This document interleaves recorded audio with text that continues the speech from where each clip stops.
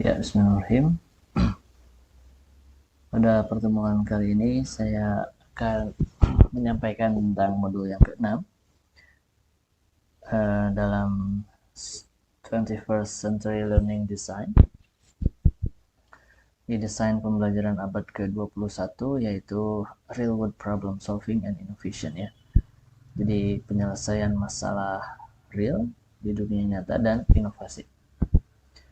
Nah, kenapa Real World Problem Solving and Innovation ini penting? Nah, ini ada beberapa alasan ya. Jadi many of our education system, jadi banyak sistem pendidikan kita itu diawali atau didesain awalnya selama revolusi industri ya, yang itu sudah jadul sekali ya, outdated. Jadi semakin kesini ya tantangan zaman semakin berubah dan berbeda, makanya sistem pendidikan juga harus beradaptasi. In today's globally connected world, ya, di zaman sekarang yang serba terkoneksi, the industrial model of education is obsolete. Jadi model industri pendidikan is obsolete ya. Obsolete itu apa ya?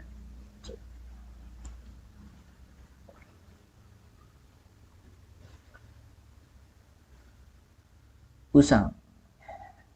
Ya. Di zaman sekarang yang terbatas koneksi, jadi model pendidikannya ini udah usang. Memorizing and regurgitating information is no longer enough. Jadi model pendidikan yang sifatnya mengingat itu sudah nggak cukup gitu, no longer enough for our young people, untuk anak muda kita to navigate the modern workforce, untuk menavigasi tempat kerja yang semakin modern. We live in a world, kita tinggal di dunia di mana pengetahuan itu dynamic ya, nggak statis, jadi berubah gitu ya. Penemuan para ilmuwan itu semakin berkembang sehingga pengetahuan itu semakin dinamis and constantly evolving, dan secara konstan itu berubah. Nah, itulah kenapa kita perlu berinovasi. Once learners have a firm grasp of concept and ideas, ketika si student atau si pembelajar sudah mempunyai fondasi tentang konsep dan ide, the next step is to deepen their understanding. Jadi langkah berikutnya itu adalah bagaimana memperdalam pemahaman mereka by applying that knowledge, dengan mengaplikasikan pengetahuan mereka itu dalam konteks yang baru. Nah, ini yang pentingnya. Jadi nggak cuma bisa paham secara konsep dan ide, tapi gimana itu bisa diaplikasikan dalam konteks yang lain. Nah, kemudian aktivitas yang mempromosikan penyelesaian masalah dan juga inovasi itu membutuhkan, nah ini ada beberapa hal yang harus dilakukan oleh si student ya, si learners. Yang pertama, investigate the parameters of the problem. Jadi menginvestigasi parameter-parameter dari masalah to guide their approach, untuk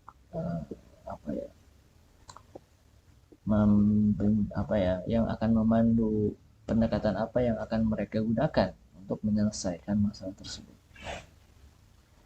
Jadi itu ya, jadi kalau ada masalah ini ada parameter apa aja nih terkait dengan masalah ini, apakah parameternya diketahui atau tidak. Nah, itu yang nanti akan mengarahkan si student pada pendekatan apa berarti yang harus kita lakukan untuk menyelesaikan masalah ini, masalah tersebut. Kemudian generate ideas and alternatives. Nah, baru di sini ada diskusi tentang beberapa ide, mungkin muncul beberapa ide dan juga beberapa alternatif ya untuk menyelesaikan masalah tersebut. Kemudian devise their own approach, baru kemudian menentukan mana pendekatan yang akan mereka pilih. Explore several possible procedure. Nah, di sini mengeksplor beberapa prosedur yang mungkin that might be appropriate, yang mungkin pas untuk situasi tersebut, atau bisa juga mendesain a coherency solution, mendesain suatu solusi yang koheren, yang nyambung ya, berkesinambungan. Test the solution, menguji solusi tersebut, and iterate improvement to the solution, dan juga memperbaiki solusinya secara terus menerus gitu ya. Jadi setelah kita mendapatkan solusi, kemudian solusi itu diuji, apakah solusinya, apakah metode yang pendekatan yang dipakai ini benar atau enggak. Nah setelah diuji ini belum dapat output, dapat hasil. Nah ini belum tentu itu hasil yang terbaik. Makanya di sini perlu ada improvement. Coba dianalisis kembali apa kira-kira yang masih bisa diperbaiki untuk meningkatkan kualitas dari solusinya. Nah, rubrik yang ada pada modul ini intinya adalah mengevaluasi apakah si student ini bekerja dengan melibatkan penyelesaian masalah atau tidak. Kemudian any use data or situation from the world, dan juga apakah menggunakan data atau situasi dari dunia nyata. Nah, the strongest learning activities for this rubric. Nah, ini adalah titik tekan dari rubrik ini ya. Aktivitas pembelajarannya itu harus diarahkan pada beberapa hal. Jadi, ask student to complete task ya. Jadi, minta mereka student untuk menyelesaikan masalah for which they do not already know. Untuk yang mereka tidak ketahui a response or solution. Jadi, mereka diminta untuk menyelesaikan masalah yang dimana mereka belum tahu solusinya. Kemudian require students to work on solving real problems. Kemudian meminta mereka untuk mengerjakan atau menyelesaikan masalah real. Kemudian represent innovation, sajikan inovasi by requiring student. Kemudian mereka diminta untuk berinovasi, ya. Mengeluarkan ide gagasan mereka, desain mereka, solusi mereka for audiences outside the classroom, untuk audiens yang ada di luar kelas. Jadi ini titik tekannya ya, inovasi di sini. Jadi tidak hanya di kelas tapi menyebarkan penemuan mereka, solusi yang mereka dapatkan ke audiens yang lebih luas. Apa ide besarnya? Jadi problem penyelesaian masalah ini melibatkan sebuah pekerjaan with a defined challenge yang tugasnya itu memang sudah didefinisikan for student untuk siswa. Nah, problem solving itu terjadi ketika siswanya apa? Nah, ini harus apa nih? Harus mengembangkan sebuah solusi to a problem that is new to them. Jadi mereka harus memikirkan apa solusi dari masalah yang diberikan, di mana masalah tersebut itu baru bagi mereka. Nah, kemudian yang kedua, complete the task. Jadi selesaikan tugasnya tersebut. Setelah mengembangkan solusi atau metode, baru kemudian selesaikan masalah tersebut that they have not been instructed how to do, di mana mereka tidak diarahkan ya bagaimana menyelesaikan masalahnya. Jadi si guru itu memberikan keleluasaan kepada siswa untuk bagaimana mereka mengeksplor ide-ide gagasan mereka sendiri untuk menyelesaikan masalah. Jadi tidak diarahkan harus begini, harus begini, harus begitu. Kemudian yang terakhir, design a complex product. Jadi mendesain hasil ya dalam bentuk produk yang kompleks, misalnya that meets a set of requirements, yang memenuhi yang sesuai dengan kebutuhan. Nah, ini ada 4 level ya. Kalau yang real problem solving and innovation, kalau level pertama itu aktivitasnya the learning activities main requirement is not problem solving. Jadi kalau aktivitas pembelajarannya tidak membutuhkan penyelesaian masalah, maka ini levelnya 1. Kalau yang kedua nih, the learning activities main requirement is problem solving. Jadi aktivitas pembelajarannya itu menyelesaikan masalah syaratnya, but the problem is not a real world problem. Tapi masalah yang diselesaikan mereka itu bukan masalah real di dunia nyata. Jadi pokoknya nyelesain masalahnya, dimana masalahnya bukan masalah real. Itu level 2 ya. Kalau level 3, aktivitas pembelajarannya yang pertama problem solving, masalah yang diselesaikannya real world, masalah nyata, but student do not innovate. Tapi student tidak berinovasi. Perbedaannya, they are not required to implement their ideas into the world. Mereka tidak diminta atau tidak perlu untuk mengimplementasikan ide-ide mereka dalam dunia nyata, or to communicate their ideas atau mengkomunikasikan ide mereka to someone outside the academic context, ke orang-orang yang berada di luar konteks akademik, who can implement them, yang bisa mengimplementasikan solusi yang diusulkan, yang dikembangkan. Pokoknya tidak ada inovasi. Kemudian yang keempat, problem solving. Nah, ini semuanya terlibat ya, problem solving, terus real world, dan juga ada inovasi. Oke, kita lihat contoh. Ini consider as problem solving. Apakah masa aktivitas belajar ini masuk dalam kategori problem solving? Coba lihat yang yes ya. Student must rewrite a story from the perspective of a character other than the narrator. Jadi si student harus menulis ulang sebuah cerita from the perspective, dari perspektif seorang karakter ya, sebuah karakter, other than the narrator, selain dari naratornya. Nah, juga nih, student use the original story but have not been instructed how to complete this task. Jadi ada sebuah kisah, cerita, kemudian dia minta tulis ulang. Nah, tulis ulang ini adalah problem solving ya. Karena apa? Ya, karena masalahnya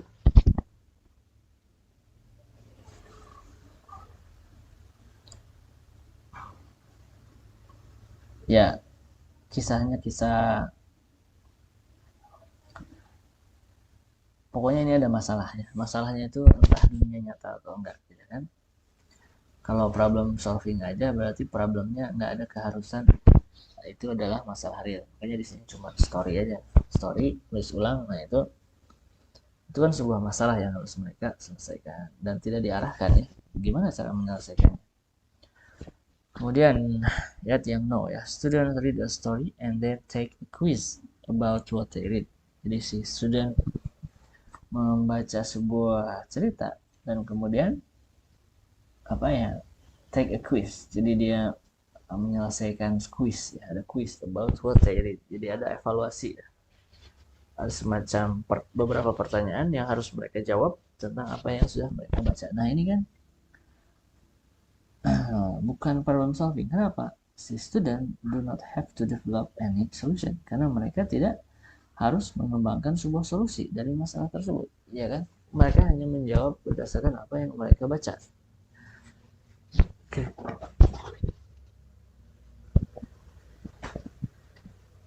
Kalau yang yes tadi menulis ulang itu adalah sebuah masalah, tidak ada instruksi yang detail gimana caranya, dan juga di situ mereka harus menulis ulang ya kan, berarti itu mengembangkan solusi. Nah, hasil tulisan baru itulah solusi. Kemudian yang kedua, student use a map of a bus route to propose where pedestrian crossing should be added in a fictional town. Jadi student menggunakan sebuah peta dari rute bis untuk apa? Untuk mengusulkan di mana penyeberangan jalan pejalan kaki harus ditambahkan di kota fiksi, yang kota fiksi. Nah, ini kan bukan masalah real, tapi nggak masalah. Yang penting ini problem. Nah, makanya di sini disebut problem solving. Jadi student itu tidak diarahkan gimana cara memasang atau meletakkan penyeberangan jalannya. Nah, ini sebuah masalah ya. Kemudian yang no, student learn about pedestrian safety by studying a map showing bus stops and pedestrian. Nah, jadi di sini student hanya belajar tentang bagaimana keamanan dari pejalan kaki dengan mempelajari peta yang menunjukkan tempat penghentian bus dan juga penyeberangan jalan. Ini kan nggak ada solusinya. Ini nggak harus mengembangkan solusi karena dia cuma belajar. Oke, ini gampang ya. Nah, sekarang lihat ini. Kalau ini, this real world problem. Jadi dia menyelesaikan masalah, tapi masalahnya itu masalah real. Contoh, student rewrite a Shakespeare play for a teenage audience. Jadi si student menulis ulang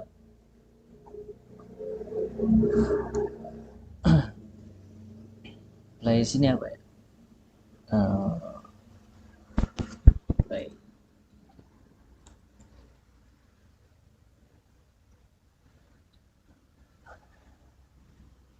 Drama bisa ya, semacam drama Shakespeare sandiwara atau lakon. Jadi Shakespeare dia menulis ulang untuk audiensnya yang masih belia. Kalau yang no, lihat, ini real karena Shakespeare kan. Student rewrite a Shakespeare play in a new rhyme scheme. Nah, ini nggak ada audiensnya. Buat siapa ditulis ulangnya? Kalau yang sebelah kiri jelas. Teenage audience ya. Audiensnya yang masih belia.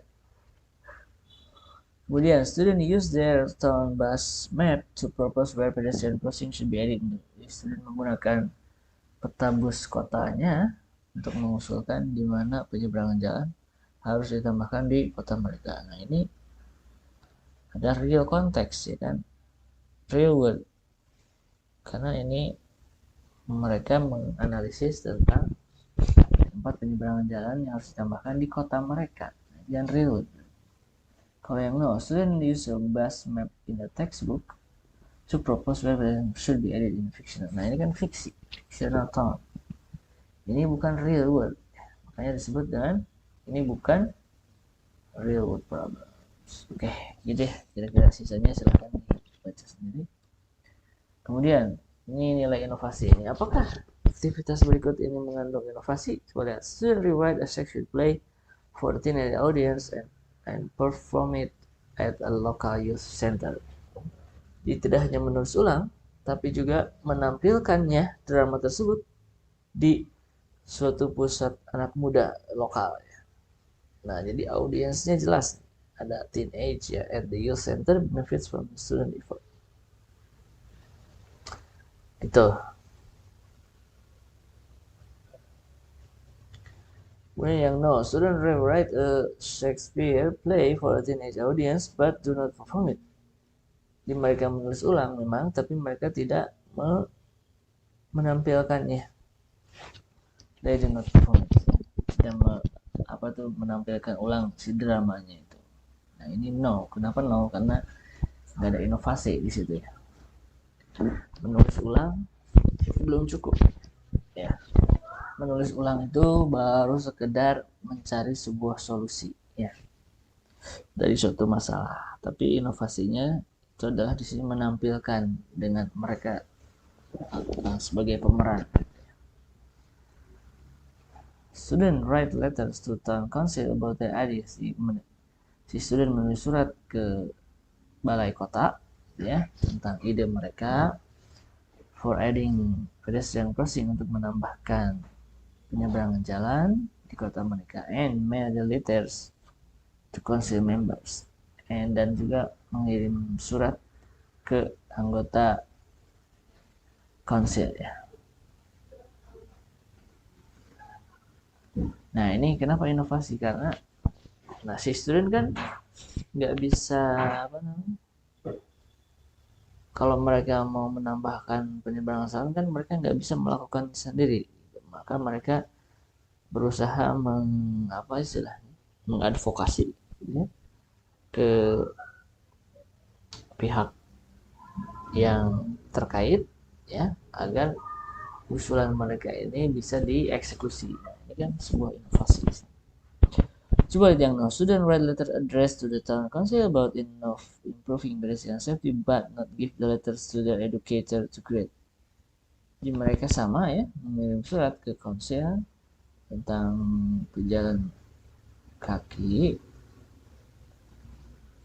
keamanan jalan kaki, tapi mereka tidak menulis surat ke edukator mereka to grade, untuk dinilai. The letters did not reach an audience beyond the educator as grader. Nah, jadi kalau ini hasil analisis mereka disampaikannya ke guru untuk dinilai. Mereka tidak menyampaikannya ke council members ya, ke anggota dewan gitu ya. Ke anggota dewan. Jadi kalau ke guru berarti dia mengerjakannya hanya untuk mendapat nilai. Kalau ini mereka sampaikan hasilnya hasil ide mereka ke anggota dewan. Jadi kan ini ada inovasi. Nah, gitulah. Oke. Dan ini adalah beberapa produk Microsoft yang bisa digunakan dalam mempromosikan real world problem solving. Ada OneNote Class Notebook to brainstorm and collect research and data, untuk mengumpulkan penelitian dan data. Kemudian ada Minecraft untuk melakukan simulasi dan juga membolehkan siswa untuk membuat prototype dari desain mereka. Kemudian ada Microsoft Form untuk mengumpulkan data. Kemudian ada Microsoft Excel untuk menganalisis. Ada Microsoft Teams untuk mengconnect ke expert secara online. Ada video editor, ada voice recorder, PowerPoint, Sway, Microsoft Word, Flip, Minecraft, dan seterusnya. Ini beberapa di antaranya yang bisa digunakan jika nanti kalian mau menjadi educator ya, menjadi guru. Nah, ini materinya dari sini. Terima kasih.